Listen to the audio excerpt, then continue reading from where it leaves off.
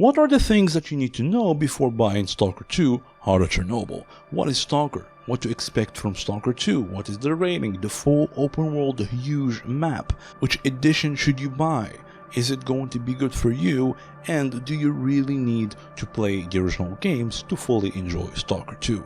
All of these questions will be answered here. The game is shaping out to be very good, but there are still some concerns and some drama. It really has been a really wild ride this last week. Now, I'm a fan and been playing Stalker on and off for almost 15 years now, so hopefully all this knowledge and insight will help you make your decision. So I'm not gonna waste your time with all this Stalker 2 hype. What even is Stalker? In brief, Stalker franchise is an immersive, first-person action shooter with elements of science fiction, open world, survival, and horror, inspired by the novel Roadside Picnic and the film Stalker. It is set in a post-apocalyptic zone, which is the Chernobyl exclusion zone, where the Chernobyl nuclear power plant disaster happened in 1986, which resulted in the area being completely off-limits and abandoned.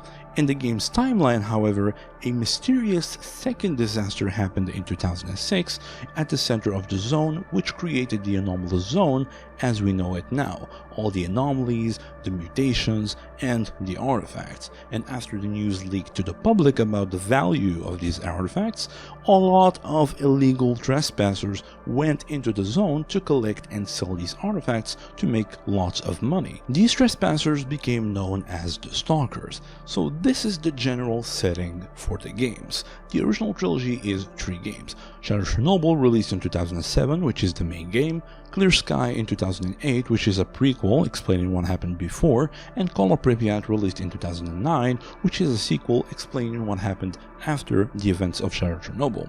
Now, do you really need to play the trilogy to fully enjoy Stalker 2? Well, the developers themselves, GSC Game World, officially said that you don't need to play the original games to fully enjoy Stalker 2. They not only made its story independent, but also it is set around 10 years after the original trilogy, and on top of that, you'll be playing as Skiff, who is completely new to the zone, which means that the gameplay mechanics, the story, and some of the lore will be explained to him through notes, audio logs, tutorials, dialogues, and cutscenes, so you can just jump straight into Stalker 2. However, the game will set in the same area, which is the Chernobyl exclusion zone. So in the trilogy, a lot of places that you visit, some characters and some events that happened, will be present or referenced in Stalker 2. So I highly recommend watching this video here before Stalker 2. In just 30 minutes, you will literally understand everything important that happened before, during, and after the events of the trilogy, leading up to the story of Stalker 2, so at least you have a general idea of what's happening in the zone with a little bit of background. But again, it works both ways as well, so you can always watch it later or play the original games after Stalker 2 if you really like it. So now that you know what Stalker is, let's talk about Stalker 2. By the way, if you enjoyed this video so far, please subscribe and give it a like. Now, what should you expect from Stalker 2?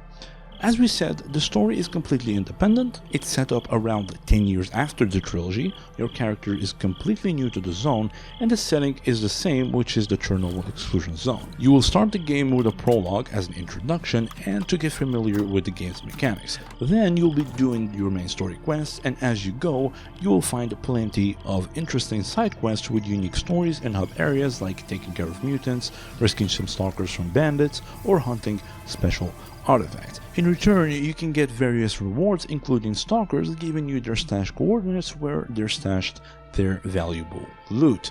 Some stashes are locked behind quest rewards, but as you explore, you can also find stashes full of loot as well as scattered loot all around, so exploration is definitely rewarded. So basically what you'll be doing is following the main quest, which will lead you to a hub area. You do the main quest and side quest in that area, hunt for artifacts, get better gear from the stash rewards, upgrade your gear at technicians, then follow the main quest to the next areas. And as you keep going towards the end of the game, the story will start to branch out even more. giving you multiple choices and routes that you can take depending on which side resonates with you the most. Obviously, there's a lot more that you can do, and you can progress in whichever way you see fit. So it's really up to you and how you want to play the game, but most importantly, how the game is going to play you. Because Stalker is known for its A-life system, which basically gives each NPC and mutants their own life inside the zone and their own schedule. Stalkers will roam the zone just like you, hunt artifacts, go to hub areas, rest, travel from place to place, claim certain areas as their camps, get in conflict with other rival factions, and raid other faction outposts.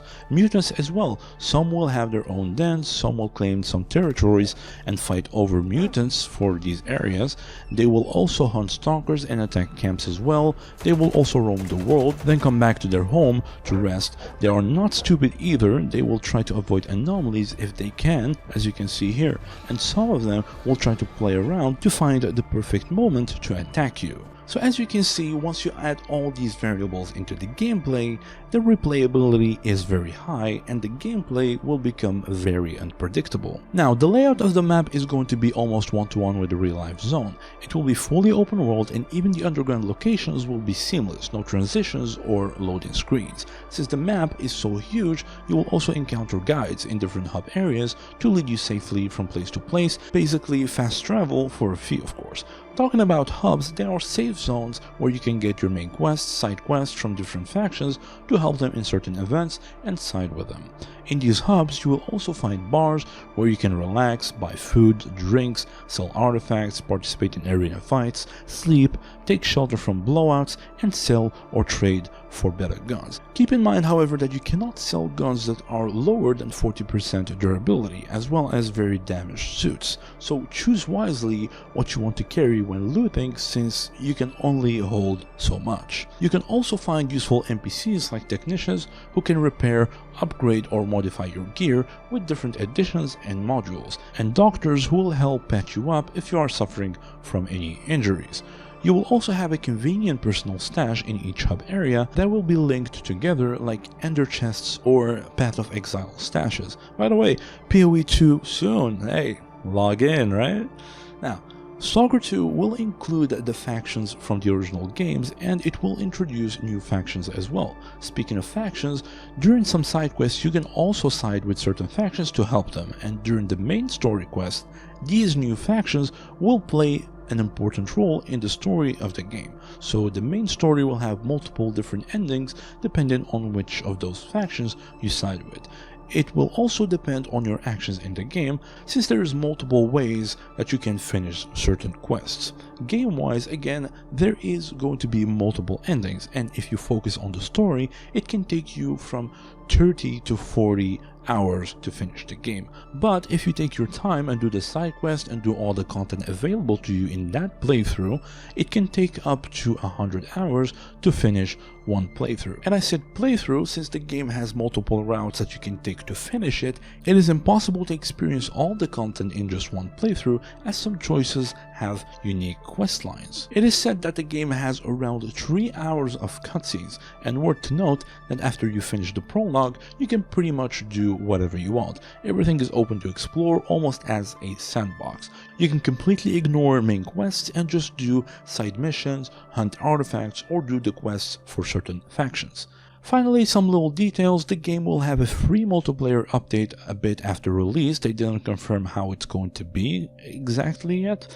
The game does not pause when you look through your PDA, so be careful. There will be different difficulties in the game, of course. The HUD will be completely customizable. The guns will have a lot of that too. Mutants use the environment to their advantage, and different biomes will have different types of the same mutant with some new tricks. There's no swimming in radioactive water. There is a death counter on the death screen. And last but not least, there are women in the zone now. The original trilogy didn't have any, so it's pretty interesting to finally have them included. Now, for the concerns, I'm not going to sugarcoat it. Look, I love the franchise, but if I see something wrong or something that can be better, I'm going to call it out. As I've shown in my video last week, there are a lot of issues that still need to get fixed from the latest previews. As you can see here, NPCs looking like robots until you talk to them, dialogue straight out of Starfield, missing LODs, poltergeist shield and other things just disappearing, missing collision with multiple objects like this explosion, things just clipping through, and the flashlight missing dynamic lighting and reflections. I'm sorry, but this footage was specifically made for the press, right? Like, it is fine if it happened a year before release or something, so it makes sense that the game is still being developed. But this footage was from like 3 weeks ago, less than a month away from release. Like, the people in charge, how did they review this footage with all these obvious bugs and approve it? Like, oh, unfinished animations? Hey, it looks good to me, guys. Like, I'm genuinely curious. It's so confusing. But yeah, if you want to hear my final thoughts from what you've seen so far before the release, you can check out the video there. But hopefully most of these obvious issues are already fixed before the launch. Now, we're to note that the game will come out on the 22nd of November for PC gamers who have slow internet. And yes, there is no preloads on PC, not even on Steam. And the game is 160 gigabytes, which is insane. So if you got a slow internet speed, it's going to take you a whole day to download the game. So many fans pre-ordered the game and bought exclusive like collector's editions that cost almost like $300 or something just for them to play the game 2 days later. So not doing preloads on PC, meanwhile allowing preloads on Xbox a week before launch, by the way, it's just wrong and unfair. I don't know what they're thinking. They didn't even provide a legitimate reason. More drama about the benchmarks as well. GSC released their benchmark chart this week, but they apparently lied. To achieve the results shown on their benchmarks, you actually need to not only use upscaling but DLSS 3 frame generation as well. We noticed this after they released the chart at the same time as Nvidia did their own benchmarks on the game, and the results just didn't translate well into the official benchmark. Many people called them out on it on Steam. Pirate Nation also called them out on it on X, also for banning people in the Steam forums for bringing up this issue, but apparently it was a new moderator they recruited or something. I did a video on it as well and noticed it. There's Daniel Owen, which by the way does amazing benchmark videos. A huge shout out to him. He also noticed it while comparing the official chart with the Nvidia tests and many others as well. Because of this, after that, they went ahead and apparently specified it, but to find the answer to this, you literally have to dig through the official Discord and the GSC Answers channels behind hundreds of answers, and on top of that, people had to ask about it first. No official message, no nothing. They did change the Steam requirements after to include this note, but they didn't even bother to re-upload the chart with the specifications, not even on their official site. And on Epic Games, by the time of writing this, 2 days before release, they still have the old requirements for the game, not even the new ones that they updated a week before release on Steam.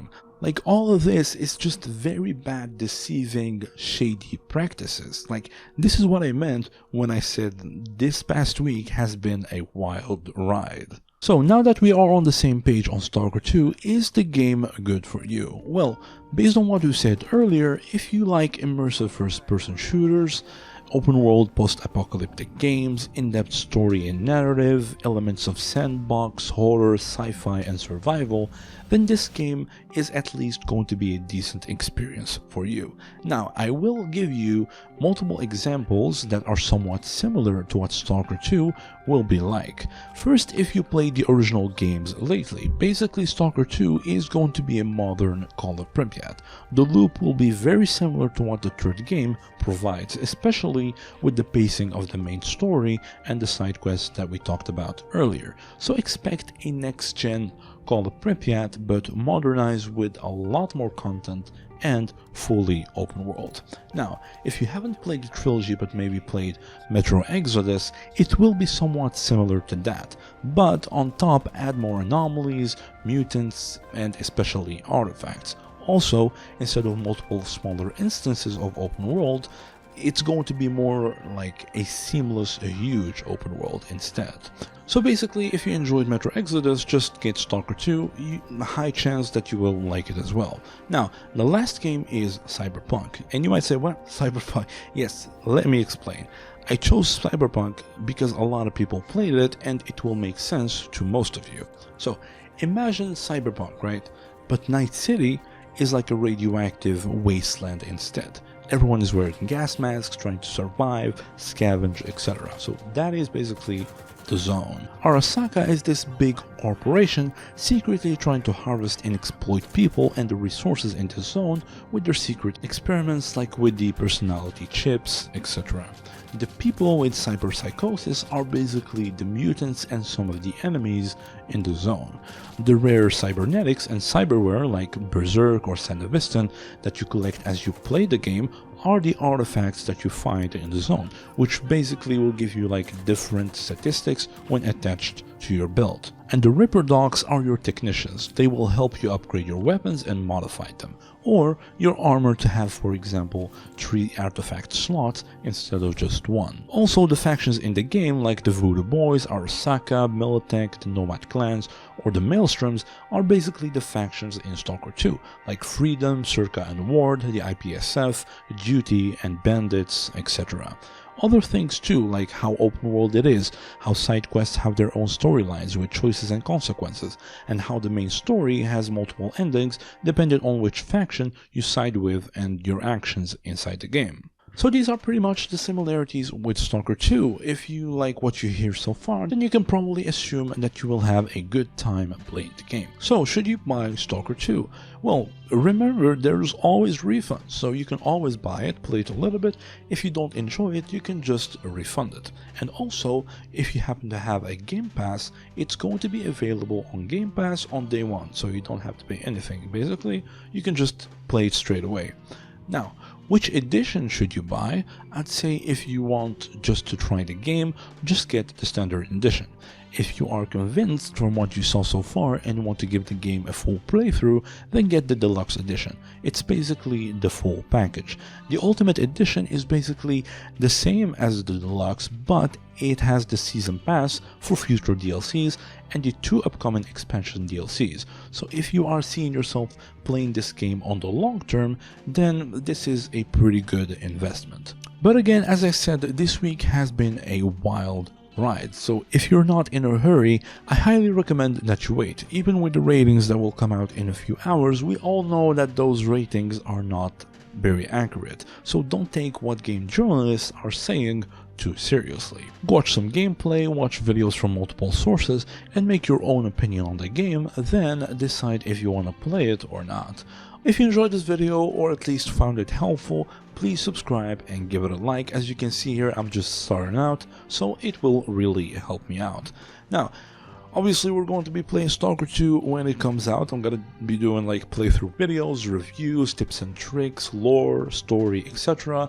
Also, I finally got my new PC like 2 weeks ago. I went from a laptop with a GTX 860M, I've had it for almost like 8 years now, to this little beast here with a Ryzen 5 7600, 32 gigs of RAM DDR5 and an Asus 4060 Ti 16 gigabytes, which is probably one of the biggest upgrades in history, I think.